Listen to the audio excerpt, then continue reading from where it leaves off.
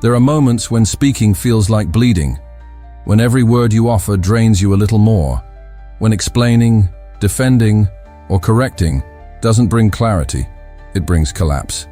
But you still do it. You explain yourself to people who've already made up their minds.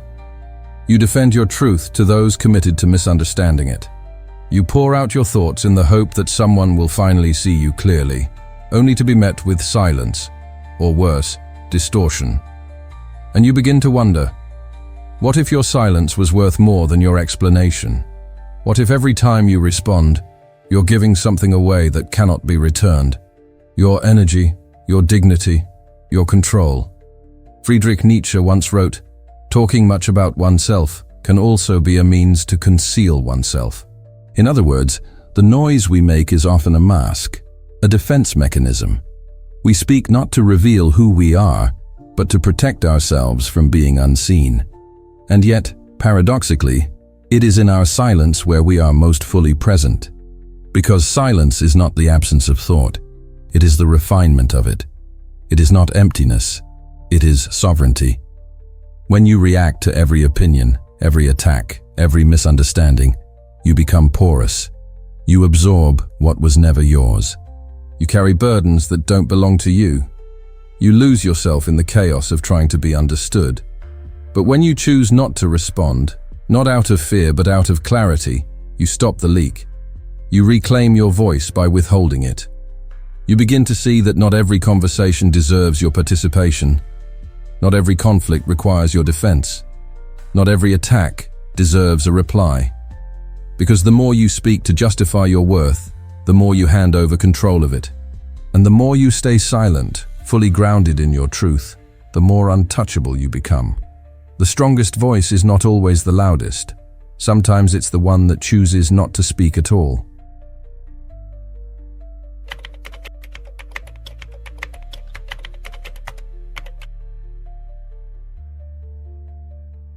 Every reaction costs you something, not just time, not just energy, but sovereignty. When you react without thought, without grounding, you hand over your center to forces outside of you. You allow someone else's chaos to dictate your internal state. You become a mirror for their noise, instead of a vessel for your own silence. Nietzsche warned us, "He who fights with monsters should look to it that he himself does not become a monster." In other words, the moment you engage with the darkness outside of you without awareness, you risk becoming part of it. You may think you're defending yourself. You may think you're correcting a wrong. You may believe that your reaction is necessary, justified, righteous. But often, it is not about the truth. It's about being dragged into the same frequency you once vowed to transcend. Every time you react impulsively to insult, criticism, provocation, you lose a piece of your power. You descend into the level of those who seek only to provoke. You become a participant in their drama, a character in their story, an actor in a play you never agreed to audition for.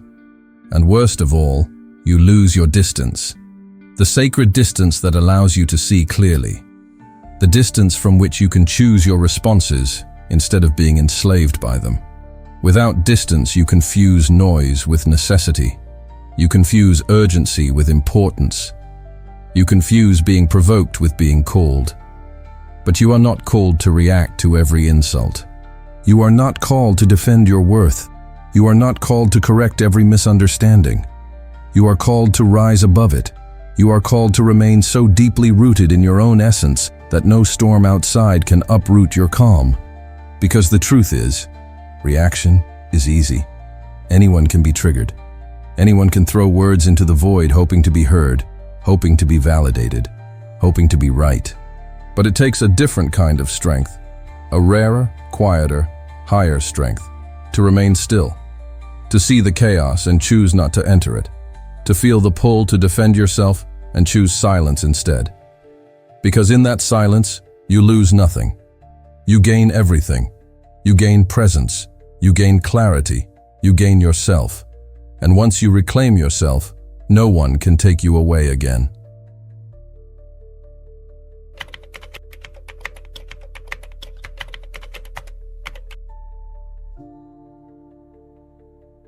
There is a kind of strength that does not announce itself.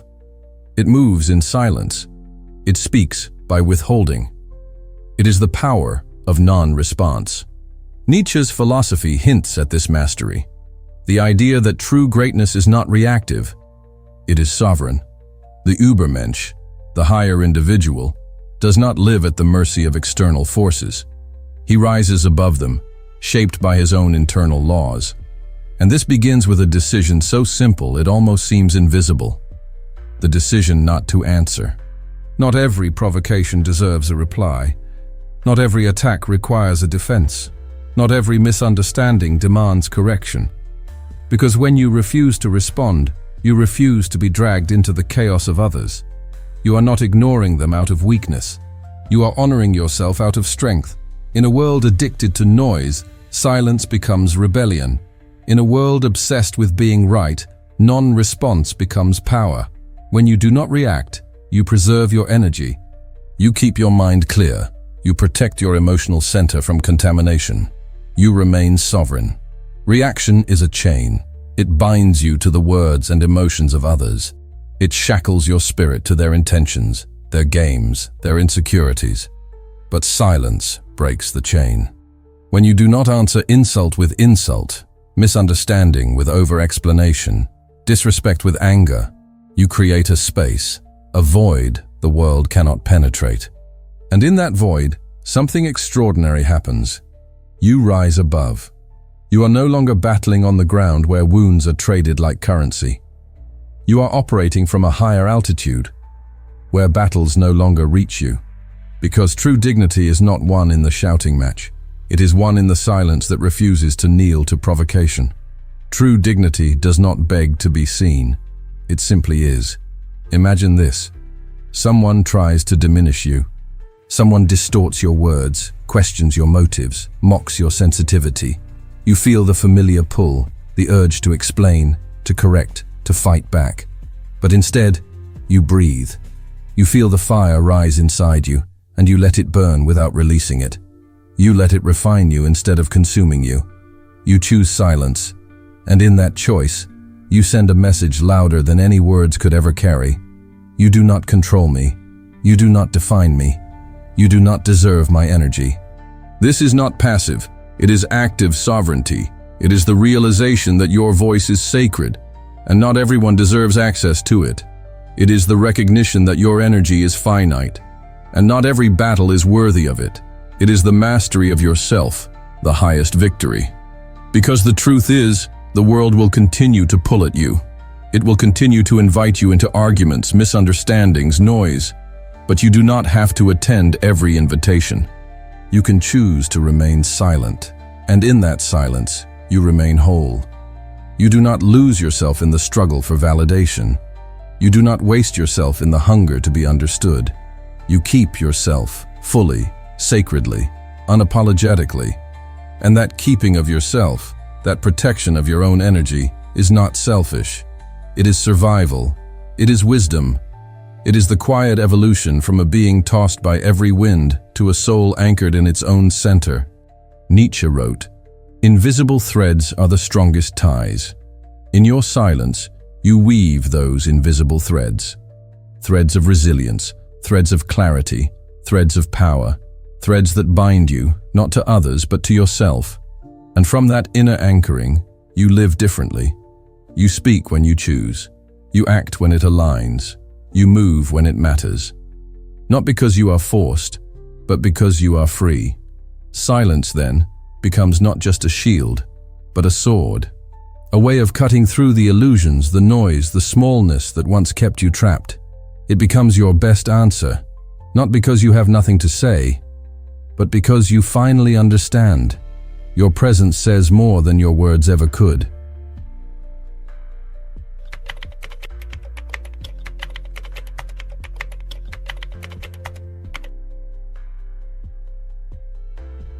Chaos feeds on your reaction.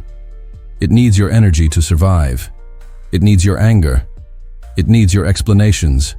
It needs you to answer, to justify, to resist.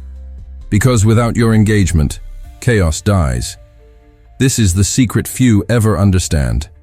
Noise is powerless without your participation. Nietzsche knew this. He saw that responding to chaos, especially chaos rooted in the fear and weakness of others, does not destroy it. It nourishes it. When you react to a provocation, you validate its existence. When you argue with a lie, you give it weight. When you defend yourself against baseless criticism, you build a stage for it to stand on. And every time you do, you descend. You step down from your sovereignty. You lower yourself to the level of noise. You become entangled in a battle where victory is impossible, because the moment you engage, you have already lost something essential: yourself. But when you choose silence, the chaos collapses under its own weight. It thrashes, it gasps, it accuses, it begs for acknowledgement. And you remain still. You do not abandon your truth to defend it. You do not trade your peace for the illusion of being understood.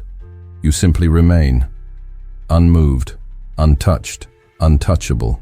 This is the higher power Nietzsche pointed toward.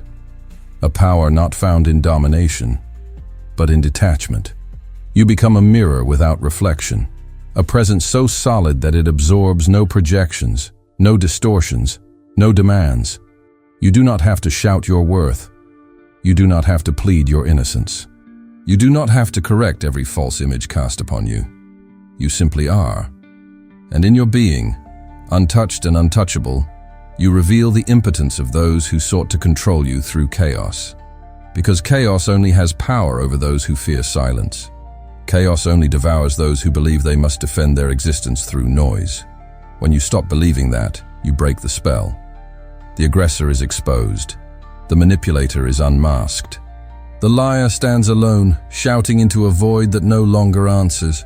Your silence becomes a mirror too painful for them to endure, because it reflects their own emptiness, their own chaos, their own smallness. You do not even have to hate them. You do not have to seek revenge. Your silence is revenge enough. It says everything they cannot bear to hear. I am beyond your reach. I do not exist in the reality you are trying to create. You cannot touch me anymore. This is why silence is dangerous to those who thrive on control. It denies them the reaction they crave. It denies them the drama that sustains them. It denies them access to your energy, the only resource they were truly after. And once you deny them that, they cannot feed, they cannot grow, they cannot survive. They must move on, seeking another who has not yet learned the sacred art of non-response. You, however, are no longer a participant. You are an observer. You are a mountain amid the storm. You are a sanctuary unto yourself. And from that place you can see clearly which battles are yours to fight and which are only distractions, which words are invitations to growth and which are traps for your energy, which voices deserve your attention and which deserve only your silence. Because silence, when chosen consciously, is not absence. It is presence amplified. It is a declaration. I am not here to react. I am here to exist. And in that existence, you become sovereign, not because you control the world, but because the world no longer controls you. Nietzsche warned that the truths we keep silent become poisonous, but he did not mean that every truth must be shouted into the void. He meant that the truths we deny ourselves, the truths we are too afraid to live, are the ones that fester. But when you live your truth silently, powerfully, without needing external permission, there is no poison. There is only presence. And presence needs no defense. It simply radiates. It simply remains. And the world, the chaos, the noise, the smallness, eventually bows to it. Not because you demanded it, but because you became something too vast, too silent, too sovereign to be conquered. Because in the end, silence is not weakness. Silence is not defeat. Silence is the final, undeniable proof. You have already won.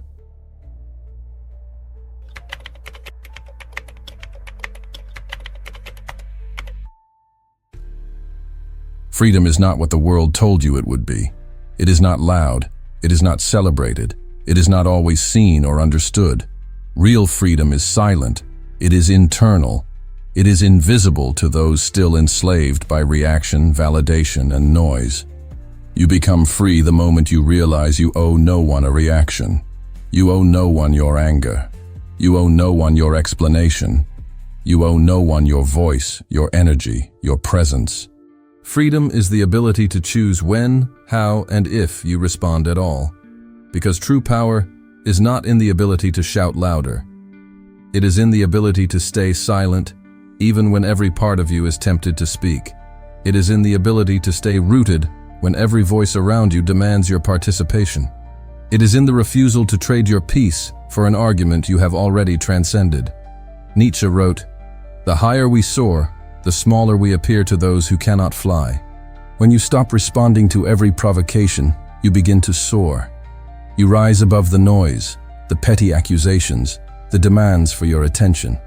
And yes, to those still trapped in the chaos below, you will appear distant. You will appear arrogant. You will appear changed. You are changed. Because you no longer exist at the level where smallness rules. You no longer live at the mercy of every comment, every opinion, every wound that others try to inflict. You have crossed an invisible threshold, from being reactionary to being sovereign. And once you cross it, there is no going back. You see the games for what they are. You see the manipulations laid bare. You see how much of what once hurt you was only powerful because you kept answering it. And now, in your silence, you dismantle that old world. You tear down the prisons you once built with your own hands, because no one truly imprisoned you. They only built the doors. You were the one who kept locking them from the inside. But when you refuse to answer, you refuse to lock yourself in again. You leave the doors swinging open, you walk out, you walk on. And in that walking, silent, steady, unstoppable, you reclaim what was always yours, yourself, your energy, your peace, your life. Freedom is not something you find outside. It is something you find inside when you stop letting the outside command you. When you stop defending your boundaries and simply embody them. When you stop explaining your worth and simply live it. When you stop answering chaos and simply rise above it. Freedom is not the absence of struggle. It is the absence of enslavement to struggle. It is the presence of clarity, of choice, of self-ownership. Imagine this: 1,000 voices shout at you. 1,000 accusations are thrown. 1,000 misunderstandings swirl around your name. And you walk forward, silent, calm, whole. You do not stop to correct the narrative. You do not stoop to wrestle with shadows. You know who you are. And you know that who you are does not need validation from the blind. You are no longer a soldier in battles you did not choose. You are no longer a prisoner of judgments you did not create. You are free. Because freedom is the ability to remain yourself, whole, intact, untouched, no matter the noise around you. It is the ability to say, without speaking, "You cannot pull me into your storm. I have built my sky too wide, too deep, too silent for that." And once you know this freedom, once you taste it, you can never untaste it. You become a different being. Someone who does not shout back at the world. Someone who does not beg to be seen. Someone who does not barter their silence for scraps of attention. You become someone who is enough, silently, sovereignly, absolutely. And from that place, you live differently. You move with purpose. You speak with intention. You withdraw with wisdom. And in your wake, you leave not chaos, but clarity. You become a presence that others feel but cannot grasp, a strength they sense but cannot break, a freedom they glimpse but cannot steal. Because true freedom is not loud. It is not desperate. It is not fragile. True freedom is silent. It is vast. It is inevitable. And you, by choosing not to respond, have finally become free.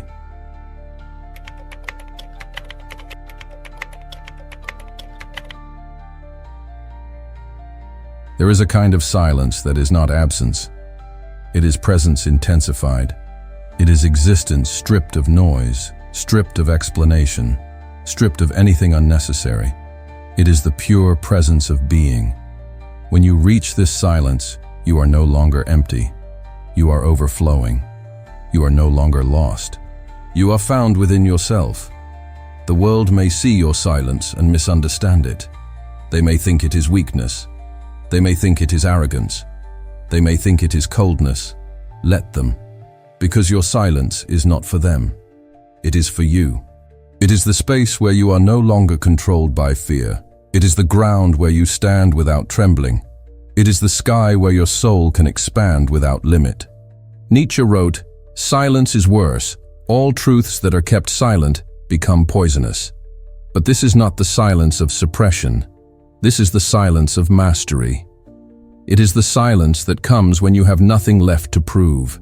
When your truth is no longer something you argue about, it is something you embody. It is the silence that makes you immovable, unbreakable, whole. In this silence, you do not lose your voice. You find it. You find it in the way you walk through the world, steady, deliberate, serene. You find it in the way you no longer react to noise, but choose your words with the precision of a sculptor carving a masterpiece. You find it in the way you can sit in stillness and feel no fear, no urgency, no desperation to be heard, because you have already heard yourself, and that is enough. This silence becomes your cathedral, a sacred inner place no insult can desecrate, no misunderstanding can darken, no betrayal can collapse. You carry it with you everywhere, in your breath, in your gaze, in the stillness between your words. It becomes your final, quiet, invincible answer to a world obsessed with noise. I am here. I am whole. I am unshakable. And in that sacred silence, you are finally and forever free.